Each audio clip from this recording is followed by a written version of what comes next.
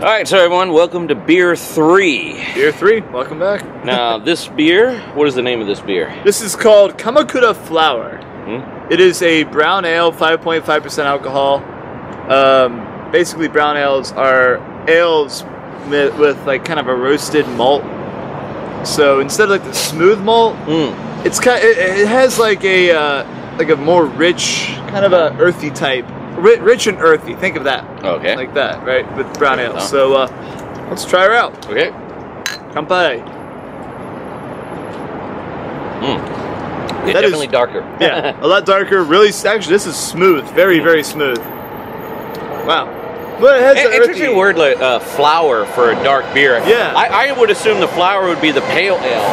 Yeah, really. Yeah, the pale ale that we had first. Yeah. Because I was thinking, dark porters and the things like that. I think of stronger content, stronger taste. Not this flower does not spring to mind. Beer because it's like. Yeah, what's the stats on this beer? It's 5.5% alcohol. Yeah, it's just a normal brown ale. Like, I'm surprised. It's very malty, very very smooth for a beer. But I'll give it. It's all right. Well, we haven't got to the end of it yet, so. My first impression, it's all right. All right, yeah. I'm enjoying it. So anyway, where we were in Kamakura history. Yes. We were talking about like the Game of Thrones of the Game of Thrones type of all the plotting and murders and rebellions. Yes. Now we're going to talk about the later part of the Kamakura period, the Mongol invasions and Nichiren. Now, what do you know? Do you know Nichiren? Nichiren or Nichi? I'm not sure about it. It's Nichiren Buddhism. Oh, Nichiren Buddhism. Yeah. Okay, so I think I'm saying that right. I don't know. But there's 3 beers in, so I don't know if I'm saying Nichiren. it right. So it has something to do with like Nihon something, right? I don't know either. But anyway, it's a homegrown Buddhist sect. Right. Well, actually, many Buddhist sects here are homegrown. Right. Like the Kamakura period had quite a bit in religion. Like on one side, they had from China came Zen. That was one of the big things that you could say about Kamakura was Zen Buddhism. That had a huge impact, huge footing with samurai. And even today, it's hard to think of the samurai without Zen. Yeah, exactly. Yeah, and we use that word Zen all the time. Daily Show, your moment of Zen. Yeah. So the Hojo regents that we mentioned before, they were patrons of the Zen Buddhism. I see. I didn't know that. Yeah.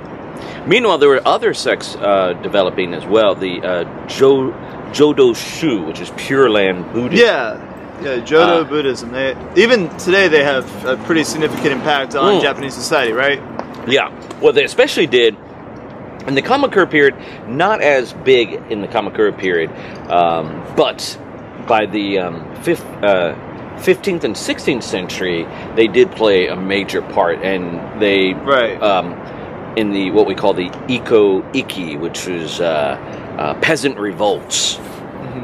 And so, yeah, many of the peasants and lower samurai joined in these groups of Jodo Shu and caused quite a bit of problem here and there. Oh, I bet. But it kind of varied. There were different bits of them. I mean, the Tokugawa supported one group because they gave him refuge at one point when he was fleeing for his life. I see. So it wasn't really like a religious thing. It was more like a political thing. A bit of both, yeah. Right. But Jodo Shu, at first it started being persecuted in the beginning. So the Jodo Shu in the beginning of the 13th century were persecuted. That's one thing that it seems like people don't learn. When you persecute, it just makes it stronger. Yeah. Because then the Jodo Shu became a huge thing in the next century. Same thing with Nichiren. Nichiren, he was an interesting guy that came from Chiba, born of a samurai, but he lied about his birth and said he was born of a fisherman. Oh, interesting. Which is very weird because usually Japan is all about rank in society. Yeah, exactly. And he went the opposite way and said, no, I'm the son of a fisherman. Son of someone who's just kind of like the commoner, right? Yeah. He studied at many of Buddhist temples in Nara and Kyoto, and he came to the conclusion that only one teaching was the only one to follow was the Lotus Sutra, I believe. I don't know right off. I don't know Buddhism that well. Sorry, but he was of the opinion. He was wondering, why are there so many of these different schools of Buddhism in Japan with all this infighting, and there were also like militant monks called Sohei running around fighting each other, causing you don't problems. think of Buddhists yeah, I know. being militant, but yeah, that happened for sure. Well, one of the warriors of the Genpei War was Benkei, was a Buddhist monk, and he had no problems killing people. So Nichiren came to the idea that they only needed to follow one teaching, and that was it. And he became very dogmatic in his preaching, which pissed off a lot of people. They tried to kill him. The Hojo rulers exiled him. At one point, they even ordered him executed.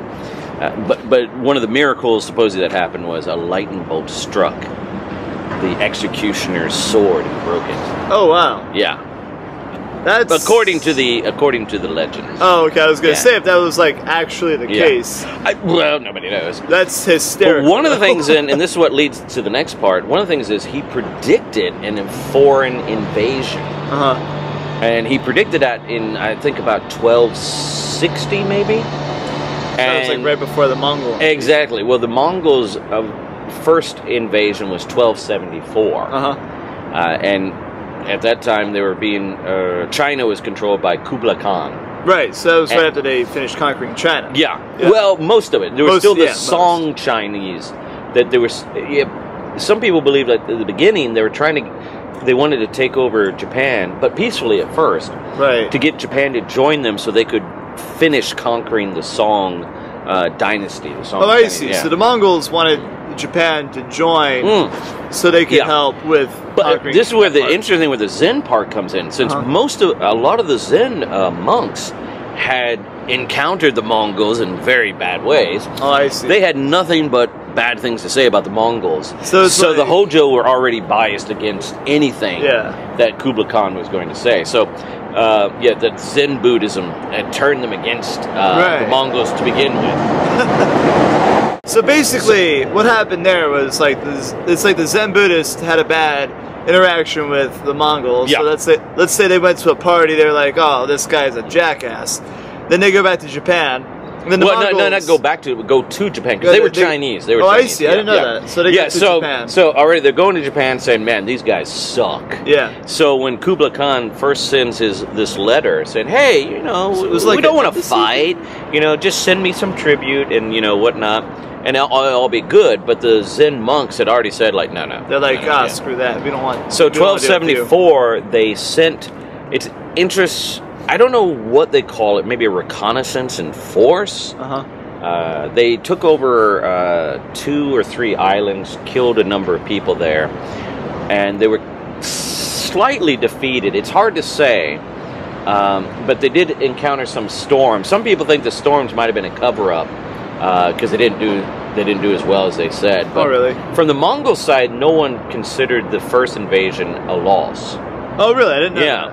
It's kind of weird. Like from our perspective, we just think like, no, it wasn't spectacular. Yeah. But I think they saw it as an intelligence gathering in force. But anyway, it was enough to scare the shit out of the Japanese, especially the Hojo. Right. So they built up a a seawall around Fukuoka Hakata. And in 1281, the Mongols returned with a much larger force. 2 separate fleets, one coming from Korea, one coming from China. Oh, I see. Yeah. Huge numbers of troops. And this is where the thing is people say, what defeated the Mongols? Was it the samurai or was it the kamikaze? Do you know what the kamikaze is? Yes, a typhoon, a big storm that wiped out the fleet. Yeah. And that... Okay, so anyway, I was saying, with the so kamikaze, and most people think of it as suicidal pilots in World War II, but it was based on the divine wind that destroyed much of the Mongol fleet. Yes. But if it wasn't for the samurai defenders, I think the Mongols would have been able to. Oh, there's someone coming by. They would have been. They would have been able to overcome. Yeah, well, they would have been able to establish a beachhead. Yeah, that's important. Yeah, instead they retired back to their boats where the typhoon did their damage. Yeah, well, also a lot of the samurai went in small boats and attacked the ships. So what the Mongols did was they put their ships together to kind of fight off these little, so they could run back and forth between their ships to fight off the invaders, the boarders, and that fucked them up when the typhoon came. Oh yeah, for sure. They would have bumped into each other, broke the hull, sank everything. Yeah. So if the samurai had not been attacking them with their smaller boats, the Mongols would not have tied their ships together as much as they did, and they would not have been as damaged by the typhoon as they ended up being. But it was a huge fiasco. Kublai Khan though was still going to try again until he died, like in the 1290s. But he didn't like Japan, did he? Well, I think he just felt insulted that this little country over here. But at the same time, he was ruler of a vast area. Right. So he had like that expansionist ideal towards him, right? But also, I think it was like he also had other fires to tend to, so to say. I see. Yeah.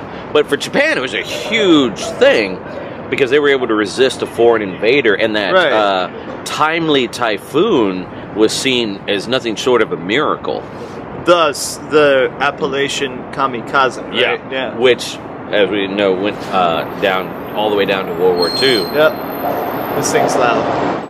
Train breakover. But anyway, you got to give credit to the Hojo Bakufu. That's the name of the shogunate, by the way, in Japanese. They were really good at organizing this whole thing. Now, some people try to say that the Mongol invasion helped lead to their downfall because, see, the thing is, like, usually in samurai battles, when you defeat someone, you give your followers the defeated people's lands and resources and all that. Right. With the Mongols, there was none because they came from another place. Right. So some people try to say, like, oh, this kind of helped led to their downfall, but I slightly disagree because their downfall did not occur for another 50 years. Right. In 1333, and most of the people involved in that were not from Kyushu. Right. Yeah. So it may have affected their finances to some degree and added to it. Yeah. But I mean, like I said, when you take 5 or 4 decades before it, finally hits. Like the people that fought in those battles, most of them were dead by the time. Or senile, basically. Yeah, exactly. So to say that, but see, when you look back, it's people are so quick to like just squeeze decades together and go, oh yeah, this led to this. Like no. There was 50 fucking years. You know, think of your own time. 50 years earlier, that was a long time ago. Yeah. 50 years ago, we didn't have iPhones. Or the camera that we're filming this with. Exactly. Or this beer, for that matter.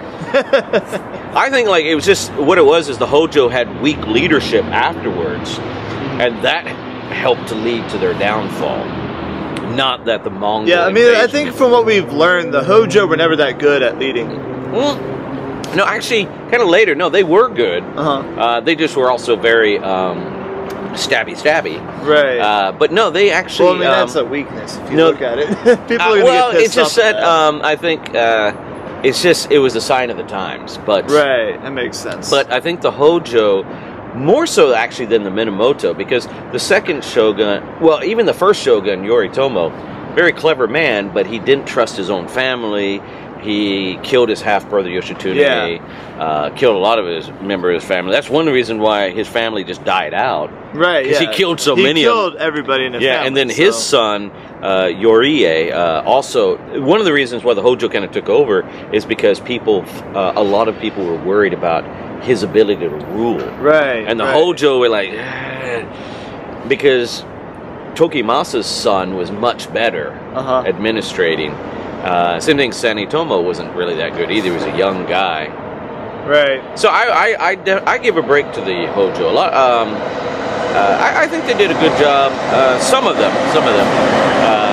But it was the later ones after Hojo Tokimuna was the leader at the time of the Mongol invasion. I think he did a very good job getting his country prepared and so on. Yeah. It's just after him yeah, it just kind of all went down to shit. Yeah. It went down to shit, and eventually people got pissed off. And that's what caused the end of it. Sir, what's your final assessment of this My beer? final assessment, I mean, it's an alright beer. I mean, it's passable for me. I mean, I'm not much of a brown ale fan, but I mean, it's a good. I like dark beer, so I quite like. I mean, I like dark beers too, but like this thing, it's passable for me. I mean, it's all right. I'm not. It's not bad, but I mean, would I drink it again? I mean, if someone gives me a beer.